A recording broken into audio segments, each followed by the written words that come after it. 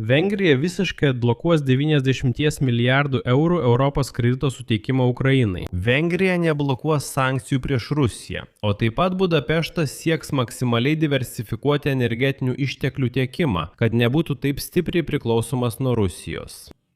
Naujasis Vengrijos lyderis Peteris Madžaras pagaliau nuėmė paslapties šydą dėl savo užsienio politikos ir jo žodžiai daugelį labai nustebino. Ir nustebino tiek, kad Kremlius paskubėjo pareikšti, jog dabar Vengrija yra nedraugiška Rusijai šalis.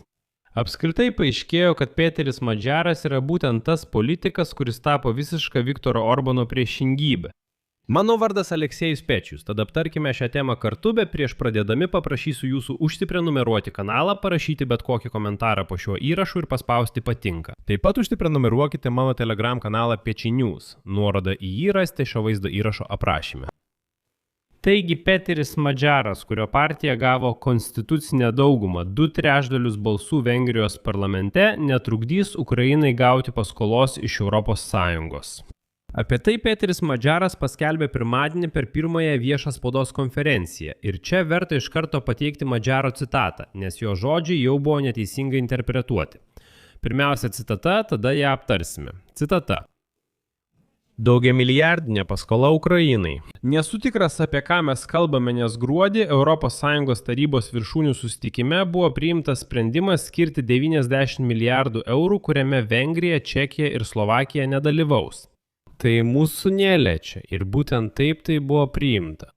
Šis sprendimas jau buvo priimtas gruodį Briuselyje, todėl nesuprantu, kodėl jis turėtų būti keičiamas. Aš suprantu Viktoro Orbano poziciją.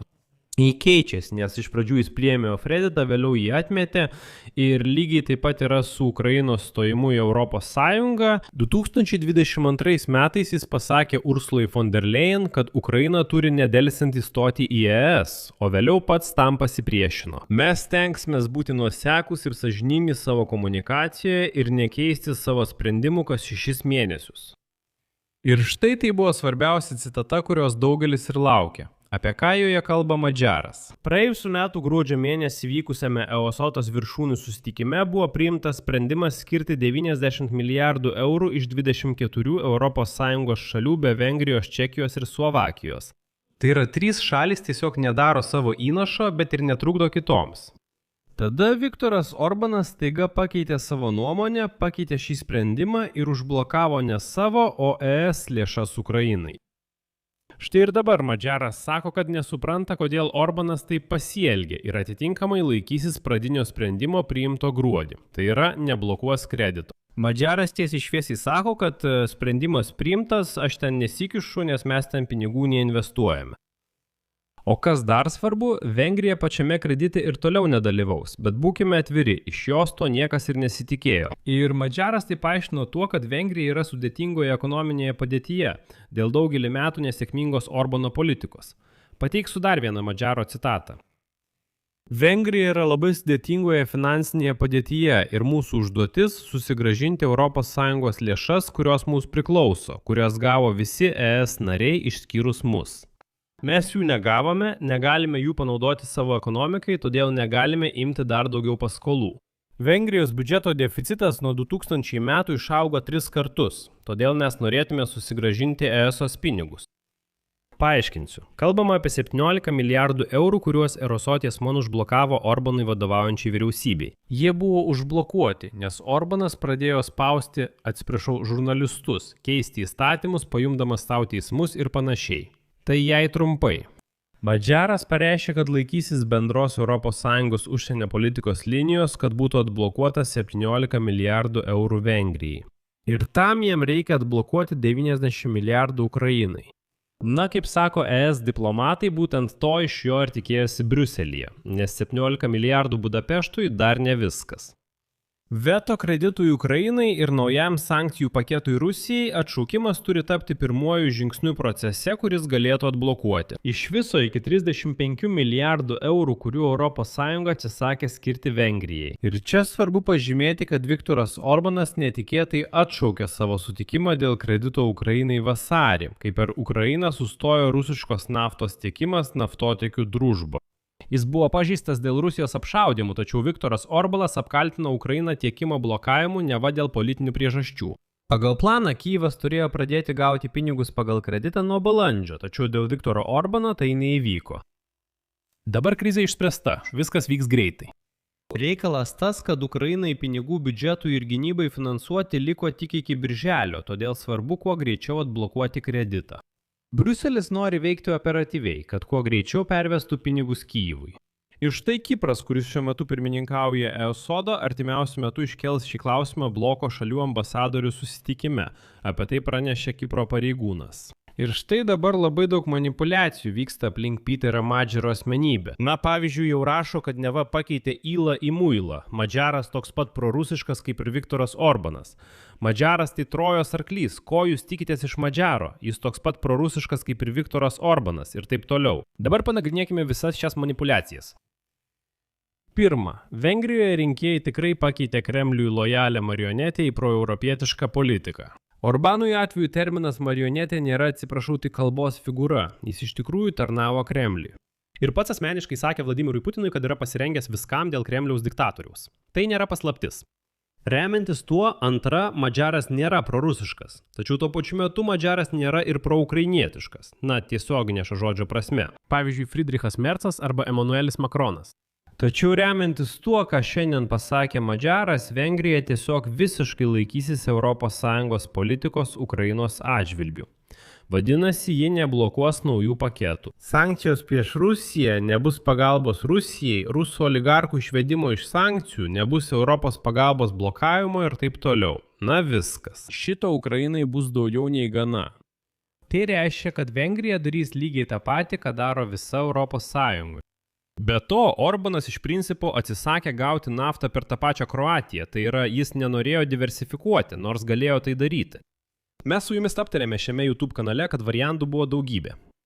O jis tiesiog iš principo norėjo imti tik rusišką naftą. Petrui Madžarui tai nėra problema, jis jau pareiškė, kad pasiruošęs diversifikuoti tiekimus. Tai žinoma nereiškia, kad jis iš karto atsisakys rusiškos naftos, bet procesas jau pradėtas. Taip pat pastebėjau, kad kurie mano YouTube kanalo žiūrovai visiškai nesuprato vienos iš mano ankstesnių laidų esmės, kurioje kalbėjome apie tai, ar Madžaras pasiruošęs deryboms su Vladimiru Putinu. Madžaras pasakė, kad prireikus jis pasiruošęs vesti derybas su Rusija dėl energijos išteklių tiekimo. Ir tai iš karto buvo pavadinta tariama išdavystė. Bet to bandykime dabar išsiaiškinti. Tačiau prieš tai, jei manote, kad mano laidos jums įdomios ir svarbios, kviečiu jūs paremti šio YouTube kanalo veiklą savo auka arba rėmimu YouTube platformoje. Visos nuorodos ir rekvizitai, kaip tai padaryti, yra šio vaizdo įrašo aprašyme. Būsiu dėkingas už bet kokią jūsų paramą. Taigi visų pirma priminsiu pačią Magdiaro citatą šio klausimu. Žinoma, jei taip susiklostys, teks sėsti prie derybų stalo su Rusijos prezidentu. Tačiau nei Rusijos, nei Vengrijos geografinė padėtis nepasikeis. Mūsų energetinė priklausomybė taip pat dar kurį laiką išliks. Reikia stiprinti diversifikaciją, tačiau tai nevyksta per vieną dieną. Jei reikės, mes vesime derybas, bet draugais netapsime. O dabar būkime sąžiningi. Friedrichas Mercas ir Emanuelis Makronas, pavyzdžiui, sako, kad tam tikromis sąlygomis reikės vesti derybas su Rusija. Ukrainos prezidentas Volodymyras Zelenskis taip pat mano, kad reikės vesti derybas su Vladimiru Putinu. Todėl čia nėra kuo stebėtis, kai Madžaras savo, kad prireikus ir aš kalbėsiuosi su Putinu. Dar vienas dalykas. Sakoma, kad neva Madžaras yra prieš ginklų tiekimą Ukrainai. Taip, Vengrija netieks ginklų Ukrainai, kaip ir nedarė to iki šiol, bet ne todėl, kad jiems tai nepatinka, nėra ką tiekti. Ir pakanka to, kad Vengrija neblokuos europinių ginklų tiekimo Ukrainai.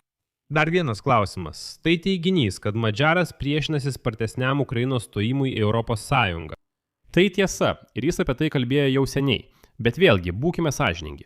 Prieš būtent spartesnį Ukrainos stojimą į ES pasisako Vokietija, Italija, Lenkija ir dar turbūt 10 kitų Europos šalių.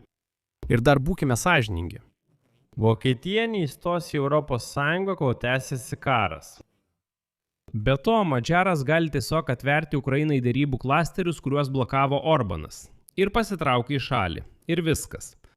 O toliau prasidės daugelį metų trunkantis biurokratinis procesas, kuris nepriklausytų nei nuo Orbano, nei nuo Madžaro. Ir čia ne Madžaras kaltas, o apskritai ES sistema.